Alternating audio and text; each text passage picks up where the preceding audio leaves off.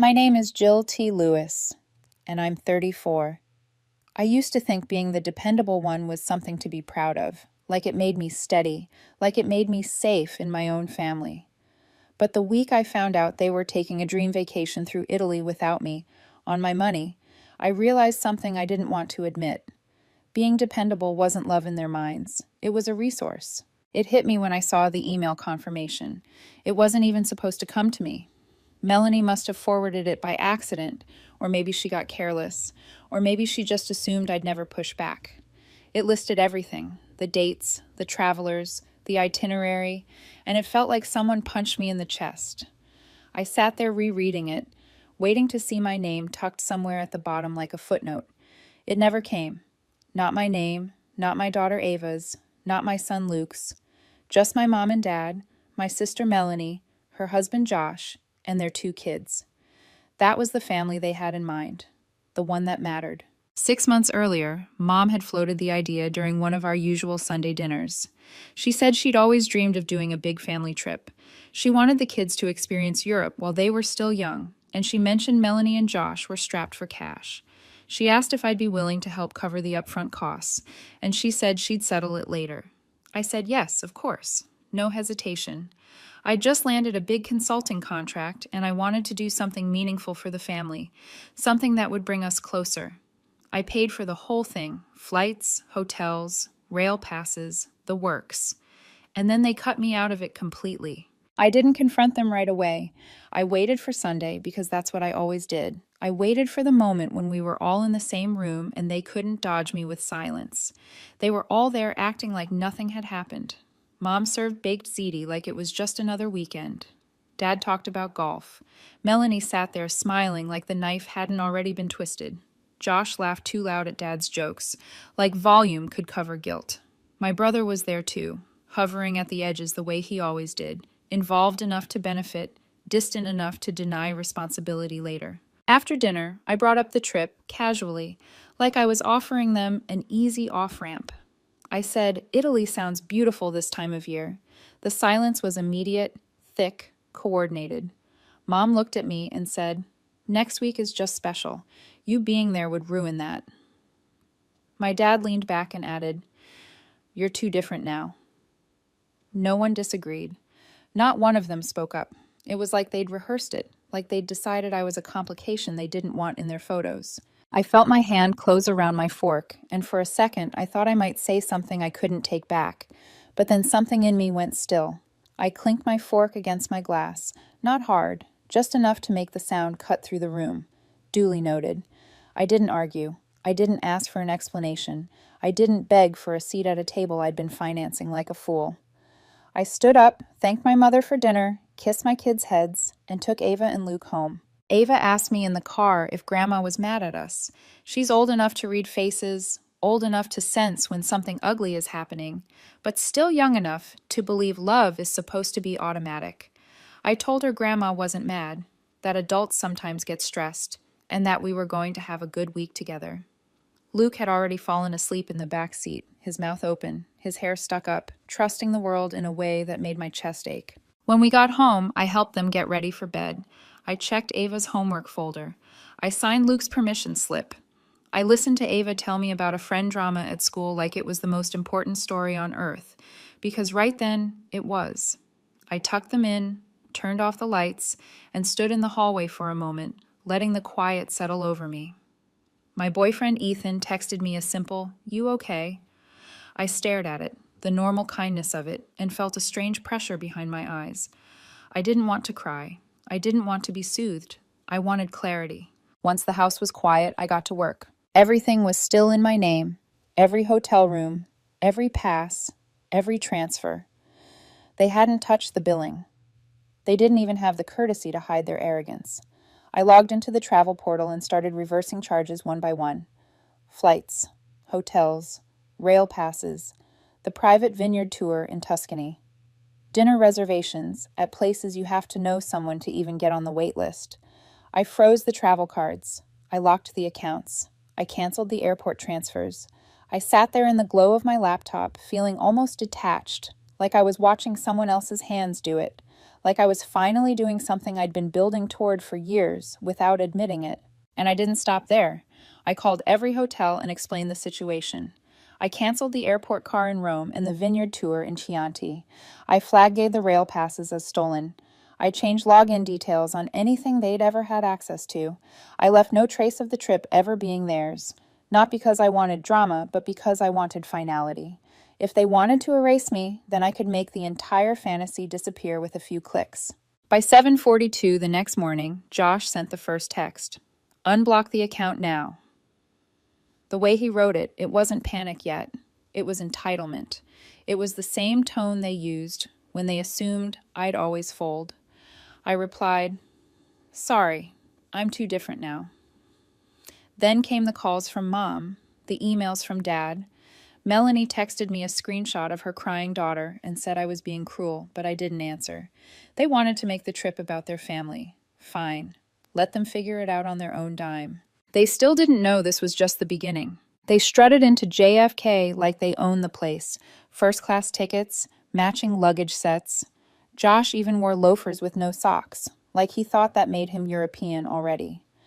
I saw it all on Melanie's Instagram story captioned, Ciao, Bella, with a boomerang of champagne glasses clinking. My chest didn't burn with rage the way it should have. It was colder than that. It was waiting. I knew the exact moment it started to fall apart. Their flight was set to board at 6:40 p.m. At 6:12, my phone lit up. A text from Josh, why are we being denied boarding? Then Melanie, did you cancel the flights? Then a barrage of calls, all ignored. It must have been chaos. 4 adults and 2 kids standing at the gate with stunned faces, trying to understand why a trip that was supposedly fully paid for suddenly didn't exist. I imagined Melanie getting loud, Josh pretending to be calm, my dad trying to flex some imaginary authority, my mom standing there furious, being told no by a stranger who didn't care that she thought she deserved yes. I sat in my kitchen with Ava and Luke and helped them make pizza from scratch. They didn't know anything. I wanted it that way. They still thought Grandma and Grandpa had to cancel their trip because something came up. Around 9 o'clock p.m., the text shifted in tone. Josh, you're acting psychotic. You're hurting your own family. Melanie, your kids will hear about this one day. I didn't answer either. I let the silence work. Then my dad sent a message that almost made me laugh. You've embarrassed us. You've gone too far, I replied. Hope it was still special. The next morning, I saw their car in the driveway. They were back less than a day after takeoff, defeated and exhausted. That's when I understood something important. Canceling the trip wasn't the end of it. It was the opening move, because the real game in my family was never about Italy. It was about control, about who pays, who gets included, who gets erased, and who's expected to smile while it happens. And now they knew I could change the rules. Later that afternoon, the doorbell rang. I looked through the window and saw my mom standing there with no makeup and her hair pulled back, her expression flat, like she was here to negotiate with an employee who'd stepped out of line. She didn't start with an apology, not even close. She said, "All right, you made your point." She talked about wedges in families, about understanding, about how it wasn't fair to ruin something they'd planned for so long just because I felt excluded. Then she pivoted, smooth as breathing. Anyway, I wanted to talk to you about the backyard. The contractor is still scheduled to start next month, and we don't want to lose the date. Your dad said you might be able to help cover the deposit. I stared at her, and what stunned me wasn't the audacity. It was how normal it was to her. Like money was the language we spoke, like love was just a transaction I'd always agreed to. She honestly believed I'd come around, that I'd feel guilty, that I'd write the check and apologize for not letting them use me quietly. I nodded slowly and said, "Let me look at my accounts. I'll let you know by the end of the week." She smiled like she thought she'd won something back, and she left satisfied. And that was perfect, because now it was my turn to play. The quiet after my mom left wasn't peace. It was strategy. I could feel the pause, the way you feel pressure in your ears before a storm. They were giving me just enough space to save face, not out of respect, but calculation. In their minds, I was probably sulking, regretting what I'd done at the airport, running out of steam. They assumed I'd come crawling back with a check and an apology, like always. They didn't realize something had finally broken in me, and broken things don't bend the way they used to. I didn't tell Ethan everything right away.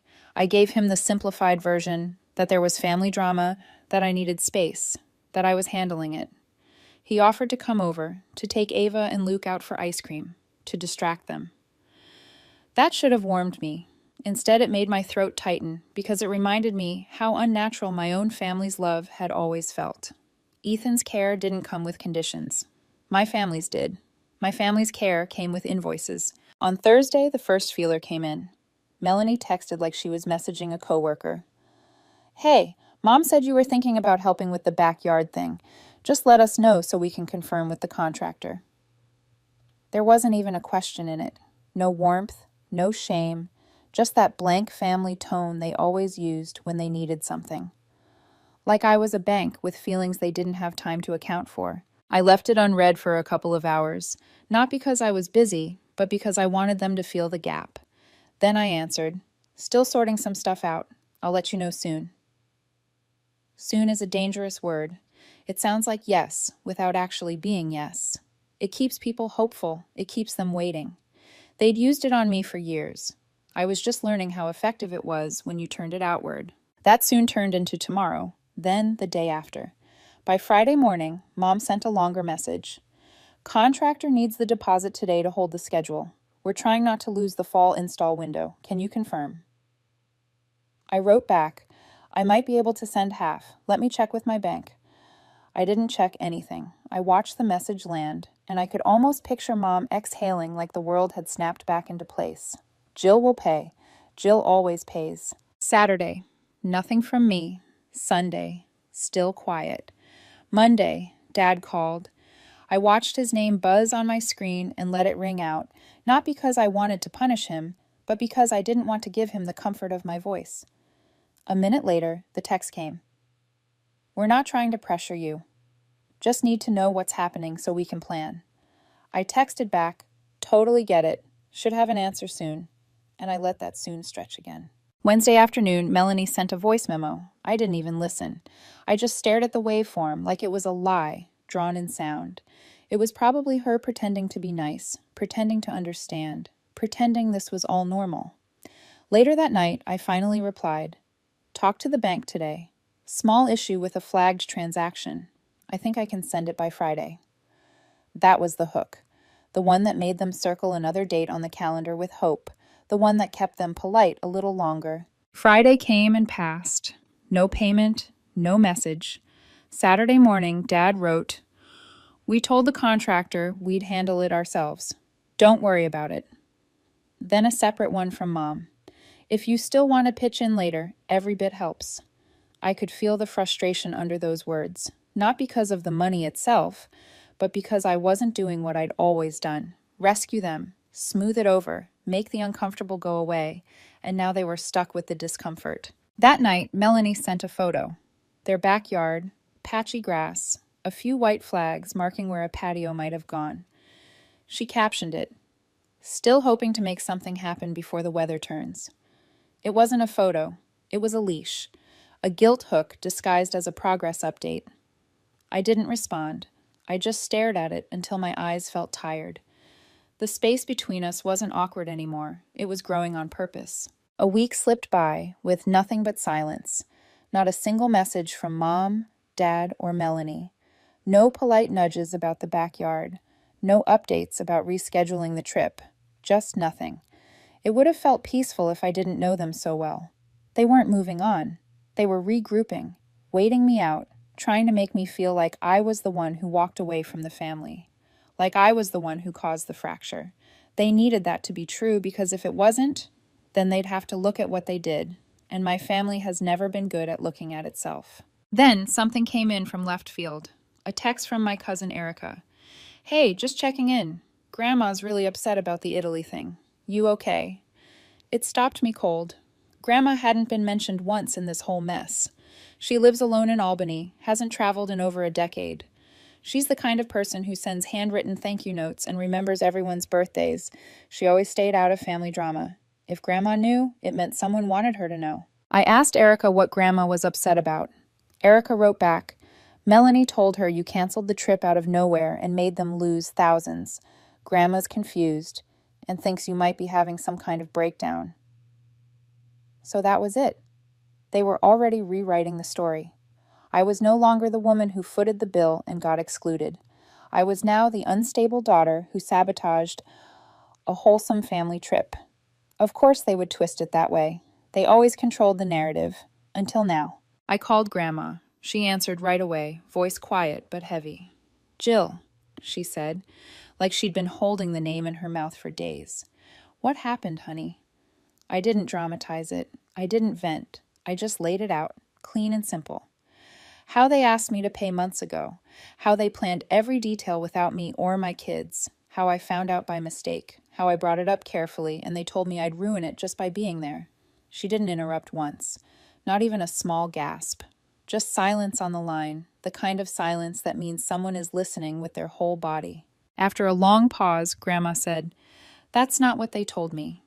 She told me they said I refused to go, that I got angry, that I canceled the cards in a fit. I told her that wasn't even close. I told her I would have gone, that I would have smiled for photos, that I would have swallowed my pride if it meant my kids got to see Italy with their cousins. I told her they didn't just cut me out. They cut Ava and Luke out like they were nothing." Grandma went quiet again, and then she said, "I'm so sorry, Jill. I don't know what's wrong with them." That was all I needed to hear. Not because it fixed anything, but because it confirmed I wasn't crazy. I wasn't imagining it. I wasn't overreacting. They had really done it, and someone outside their little circle could finally see it clearly. The fallout came fast. An hour after that call, Mom texted me, "Did you just tell Grandma some twisted version of events?" Then Melanie, "You're making things worse. She's old, Jill. She doesn't need stress like this." Josh chimed in too. "This is toxic behavior, Jill. You're turning people against their own family." I read each one and felt something settle in me. Not anger, not sadness, just a clean kind of done. They had excluded me, lied about it, tried to manipulate Grandma, and now they had the nerve to accuse me of being divisive. So I replied with one final message, sent to the group chat with all 4 of them. Effective immediately, I'm stepping back from helping financially. No more vacations, no more renovations, no loans, no "we'll pay you back" texts. If I'm too different to be part of the family, then I'm too different to fund it. Best of luck with the backyard. I hit send and put my phone down. No one replied that night, not because they were shocked, but because they finally understood I meant it, and because they were already deciding what their next move would be. About a week after I cut them off, Melanie called me out of nowhere. Not a text, not a passive-aggressive message disguised as concern, a full phone call. I watched it ring until it stopped. I wasn't ready to hear her voice pretend nothing had happened. She left a voicemail that almost made me laugh with how upbeat it was, like we were catching up after a vacation. She said she'd been thinking about what I said and that maybe we should all get together soon. She even added, "The kids miss you," like that was supposed to undo months of silence and years of expectation. Like it was some magic phrase that would flip a switch and make me fall back into line. A few days later, Mom sent me a picture. A stack of cheap patio stones dumped in their yard. No workers, no progress, just a mess. She wrote, "We're still going to try and make it work ourselves. Found a good deal locally." It was a move. Subtle, careful, designed to say, "Look how hard we're trying without you," while still leaving the door cracked open, just enough in case I wanted to crawl back through it with my wallet. I replied, "Looks promising. Let me know if you need help hauling." That one sentence did exactly what I knew it would do. It cracked the door open just enough for them to walk right in. Mom followed up with a long paragraph about how every family goes through seasons and how she hoped I knew money wasn't why they wanted me around. She said we all just got a little lost in the middle of planning and that maybe it was time for a reset. Melanie messaged me separately and said she'd been feeling off ever since the airport fiasco and wanted to reconnect. No pressure. She asked if we could grab coffee next week just to talk. No expectations. Even Josh joined in. Josh, who usually stuck to one-word replies or passive-aggressive emojis. He texted, "I think I overreacted.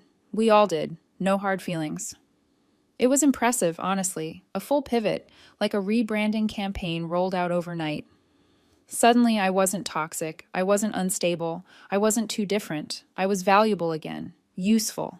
So I decided to give them a taste of their own medicine. I told Melanie I'd love to meet, picked a date and time. She sent a little heart emoji back and even said she'd buy. The morning of, I canceled.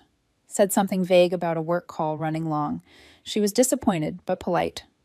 Totally understand. Let's reschedule soon. We didn't. A few days later, Mom asked if I might be able to chip in a little for gravel delivery. Just $300 to help cover the shortfall. I said I'd check some things and get back to her. I didn't. Dad mentioned they were looking into firewood delivery for winter and said the supplier they used last year raised prices. I told him to send me the link and said I'd see what I could do. He did. I didn't. And every time they followed up, I responded with the same tone they'd used on me for years. Polite, vague, warm enough to keep hope alive, empty enough to promise nothing. Let me look into it. Things are a little tight right now. I'll circle back. I wasn't being cruel. I wasn't being dramatic. I was being familiar. It worked better than I expected. Melanie went silent first. She stopped replying to even the basic texts. Then Mom's messages got shorter, more spaced out, and then stopped altogether. Josh unfollowed me on Instagram.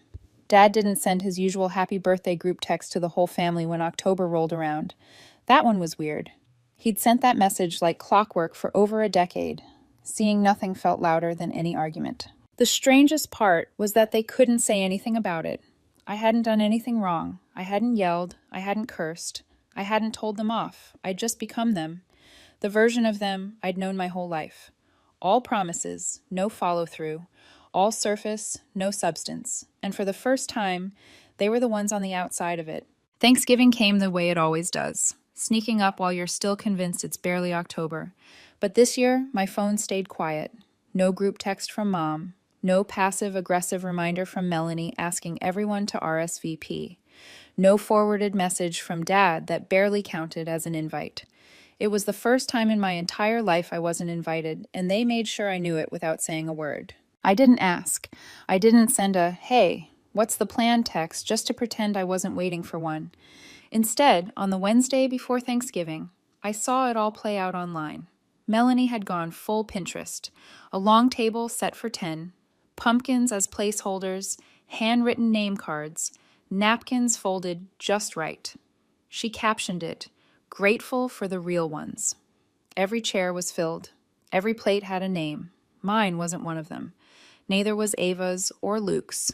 It wasn't an accident. It wasn't a miscommunication.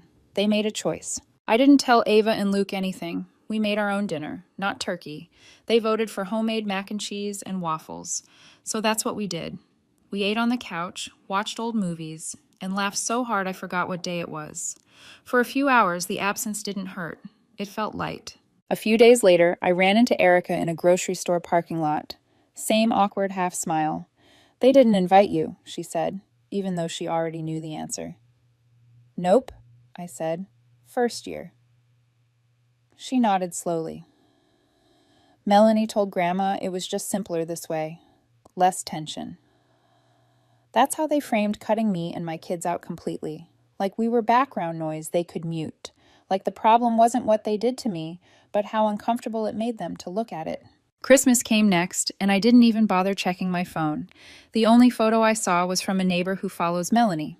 Matching pajamas, 5 stockings, hot cocoa. I zoomed in, curiosity getting the better of me. The stockings had names. None for my kids. No Ava, no Luke, no mine. Not even an extra one at the end, just in case. They weren't just excluding me anymore. They were erasing us. At first, I won't pretend it didn't hurt. Anyone who says they don't care about being erased by their own family is lying, or numb, or hasn't let it sink in yet. There were moments, small ones, where it hit me sideways.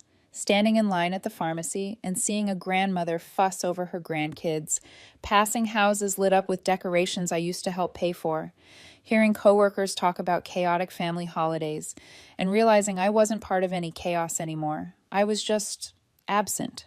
But the pain didn't stay sharp. It didn't spiral. It cooled into something quieter, steadier. Distance.